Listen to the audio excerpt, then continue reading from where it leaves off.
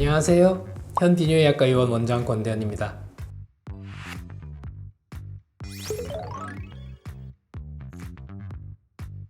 오늘은 전립선 비대증에 대해서 자세히 알아보도록 하겠습니다. 전립선 비대증은 남성의 건강에 가장 큰 영향을 미치는 비뇨기 질환입니다. 남성의 전립선은 생식기관의 일부로 정액의 구성요소인 액체를 만들어서 분비하는 역할을 합니다. 이 전립선이 비정상적으로 커지게 되면 전립선 비대증이라는 질환으로 이어지게 되는데, 이는 소변의 배출에 어려움을 겪게 만드는 주요한 원인 중에 하나입니다. 전립선 비대증은 특히 남성들의 나이 증가와 밀접한 관련이 있으며 통계에 따르면 50대 이상에서 발생률이 높아지는 경향을 보입니다. 실제로 60세 이상의 남성 중 약 절반 정도가 전립선 비대증의 증상을 경험한다고 알려져, 이 질환은 중년 이후의 남성 건강 관리에서 매우 중요한 부분을 차지합니다. 전립선 비대증의 가장 주요한 원인은 노화입니다. 나이가 들면서 자연스럽게 전립선 조직이 증식하기 시작하는데, 거의 모든 남성에게서 관찰되는 현상입니다. 보통 40대부터 전립선이 비대해지기 시작하여 50대 이후에는 이상 징후가 뚜렷하게 나타나기 시작하는 경향이 있습니다.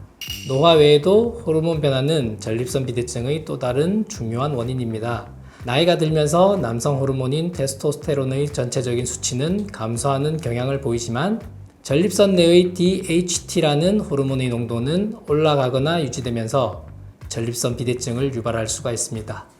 또한 전립선 비대증은 유전적 요인도 큰 영향을 미칩니다. 가족 중에 전립선 비대증을 경험한 사람이 있는 경우 전립선 비대증이 발병할 확률이 더 높아집니다. 이 외에도 생활습관 관련 요인들이 전립선 비대증의 위험을 높일 수가 있습니다. 비만과 흡연은 전립선 비대증의 위험을 증가시키는 요소입니다. 전립선 비대증은 주로 비대해진 전립선에 의해서 요도가 좁아지면서 발생합니다. 이에 따라 다양한 배뇨 관련 증상들이 나타나며, 가장 흔한 증상 중에 하나는 배뇨 후 잔뇨감입니다. 그리고 소변 줄기가 가늘어지거나 약해지는 현상, 소변이 끊기는 증상 등도 전립선 비대증의 특징적인 증상들입니다. 또한 방광을 자극하여 다양한 증상을 일으킵니다. 배뇨 직후에도 소변이 마려운 느낌, 소변을 참기 어려운 증상, 밤에 여러 번 깨어나 소변을 보는 야뇨, 잔뇨감 등이 이에 해당합니다. 전립선 비대증의 증상은 초기에는 가벼울 수가 있으나 질환이 진행됨에 따라 점차 심해질 수가 있습니다. 따라서 이러한 증상들을 경험할 경우 조기에 의료진과 상담하는 것이 중요합니다. 첫 번째 단계로 환자의 증상과 병력을 자세히 파악하는 문진이 진행됩니다. 이 과정에서 의사는 환자의 증상, 배뇨 횟수, 기타 건강 상태의 생활 습관에 대해서 자세히 파악하게 됩니다. 이어지는 단계에서는 신체 검사가 시행됩니다. 가장 대표적인 검사는 직장 수지 검사로, 이 검사를 통해 의사는 전립선의 크기, 모양, 질감 등을 직접 만져보며 평가합니다. 이 검사는 전립선 비대증 외에도 전립선 암이나 전립선 염증과 같은 다른 질환을 감별하는 데 유용합니다. 소변 검사 역시 전립선 비대증 진단에 중요한 역할을 합니다. 이 검사는 전립선 비대증과 유사한 증상을 보이는 다른 질환들을 감별하고, 세균뇨, 녹뇨, 혈뇨 등이 동반되는 요로 감염이나 요로계 이상 유무를 확인하는 데 필요합니다. 또한 혈액 검사를 통해서 전립선 특이 항원 수치를 측정합니다. PSA 수치는 전립선암을 진단하는 중요한 지표로, 일반적인 범위를 벗어나는 수치는 추가적인 검사나 조직 검사가 필요할 수가 있습니다. 마지막으로 전립선 초음파 검사, 특히 경직장 초음파 검사가 진단 과정에서 사용됩니다. 이 검사는 항문을 통해 초음파 프로브를 삽입하여 전립선의 크기와 이상 소견을 확인합니다. 초음파 검사는 전립선의 구조를 직접적으로 관찰할 수가 있어 전립선 비대증의 정도를 평가하고 주변 조직의 이상 유무도 확인할 수가 있습니다. 필요한 경우 초음파를 통해 전립선의 특정 부위를 정확하게 파악하여 조직 검사를 시행하기도 합니다.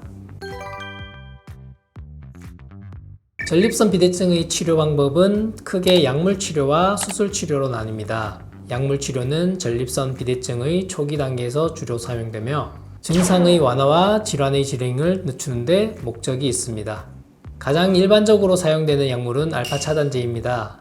이 약물은 전립선과 방광경부의 평활근을 이완시켜 소변의 흐름을 원활하게 하는 역할을 합니다.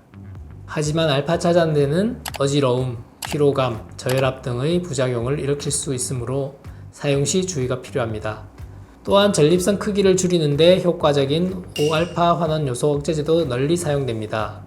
이 약물은 남성 호르몬의 협성을 차단하여 전립선의 크기를 감소시키고 소변의 흐름을 개선하는 데 도움을 줍니다. 장기적인 사용으로 전립선의 크기를 약 20% 정도 감소시킬 수가 있다고 알려져 있으며 3에서 6개월 이상의 지속적인 복용이 필요합니다. 수술 치료는 약물에 반응하지 않거나 반복적으로 요로 감염이나 요폐가 발생하는 경우, 방광결석이 생기는 경우 등 더 심각한 상황에서 고려됩니다. 가장 흔한 수술적 치료 방법은 내시경을 이용한 경요도 전립선 절제술입니다. 레이저를 이용한 시술도 있는데 이는 전립선 조직을 효과적으로 제거하여 출혈 위험을 줄이는 장점이 있습니다. 전립선 비대증은 나이가 들면서 많은 남성이 경험하는 흔한 질환입니다. 이러한 증상을 겪고 계신다면 초기에 적절한 진단과 치료를 받는 것이 중요합니다. 전문 의료진과 상담을 통해 자신의 상태를 정확히 파악하고 가장 적합한 치료 방법을 찾는 것이 중요합니다. 지금까지 현비뇨의학과의원 원장 권대현이었습니다. 감사합니다.